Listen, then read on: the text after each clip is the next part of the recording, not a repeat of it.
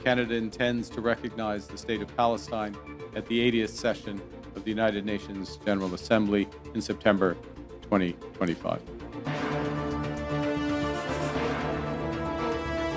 In a move that may be remembered as a turning point in modern Middle Eastern diplomacy, Canada has formally recognized the State of Palestine.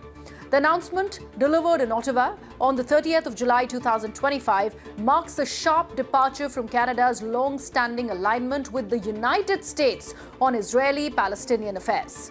And it comes swiftly on the heels of similar decisions by France and the United Kingdom earlier this year. Canada's recognition is unlikely to immediately alter the political or territorial realities in the region, yet symbolically and diplomatically it is seismic. It signals a broader shift in how Western nations are re-evaluating the decades-long conflict and recalibrating their positions on what the path to peace looks like. To recognize a state is to acknowledge that entity as a sovereign actor under international law. In practice, it means the recognizing country accepts that the other has a defined territory, a permanent population, a functioning government, and the ability to engage in foreign relations. It does not, however, resolve final status issues like borders or the question of East Jerusalem. Nor does it constitute a UN membership, something Palestine has sought for years. So essentially, recognition is political, not legal, and often it's more about what it signals than what it changes. As of now, 147 of the United Nations' 193 member states recognize the State of Palestine.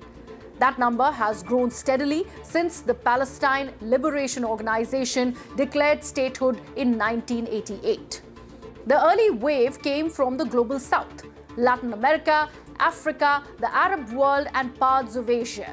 Recognition by major powers like China, Russia, Brazil, and India followed. What's new and what Canada's announcement underscores is that this once symbolic recognition is now being embraced by key Western democracies. France and the UK's decisions earlier this year and now Canada's suggest the diplomatic tide may be turning even in capitals that once firmly resisted unilateral recognition. That said, a bloc of powerful nations still declines to take that step. The United States remains opposed. So do Germany, Italy, Japan, Australia, and Israel itself. Their central argument that recognition should only come as part of a negotiated settlement with Israel, not as a precondition for one.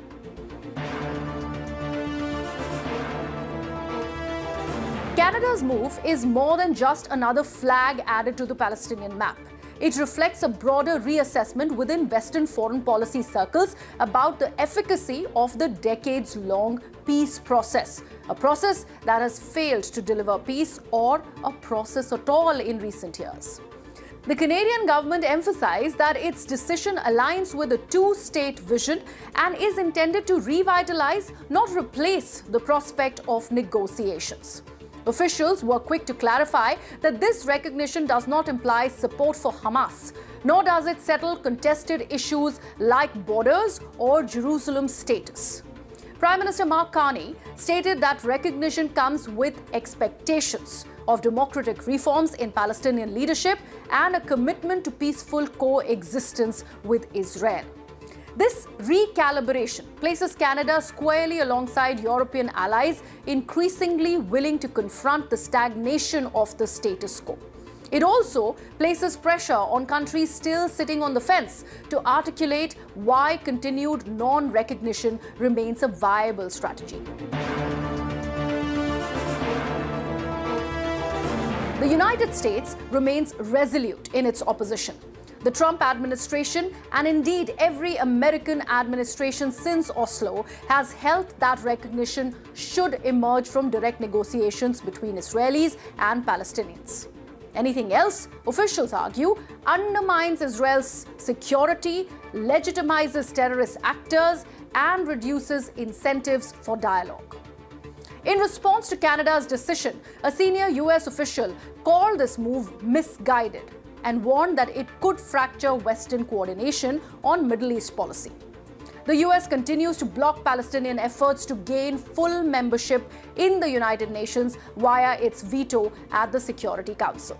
This leaves Washington increasingly isolated on the issue, particularly among allies who now view recognition as a way to level the diplomatic playing field and rekindle momentum towards a two-state outcome.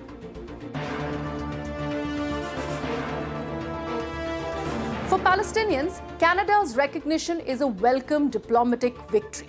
It strengthens the case for international legitimacy and may open doors to deeper engagement with global institutions. But it also comes with new expectations. Chief among them, the need to unify governance between the West Bank and Gaza and to hold long-delayed elections.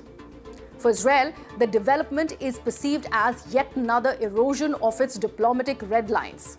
Israeli officials denounced Canada's move as a reward for terrorism and warned that unilateral recognitions only embolden Hamas and undercut efforts to achieve peace through negotiation. And for the world, the implications are still unfolding. The growing list of recognizing states puts additional pressure on non-recognizers to explain their position, not just to their own constituents, but on the world stage. At the same time, there is the risk that these recognitions, absent a coordinated peace framework, could further entrench division rather than bridge it.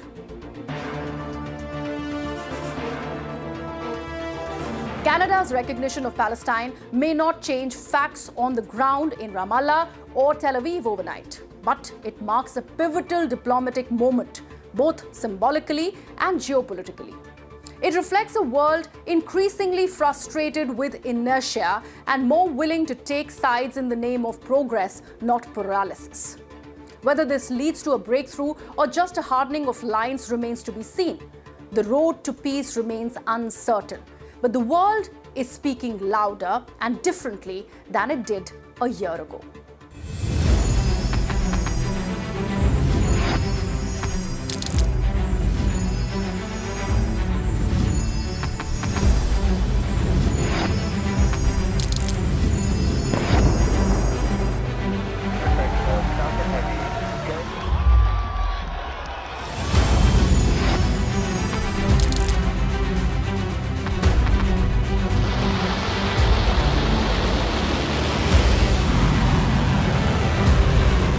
Been fighting so long and so hard that they don't know what the they're doing.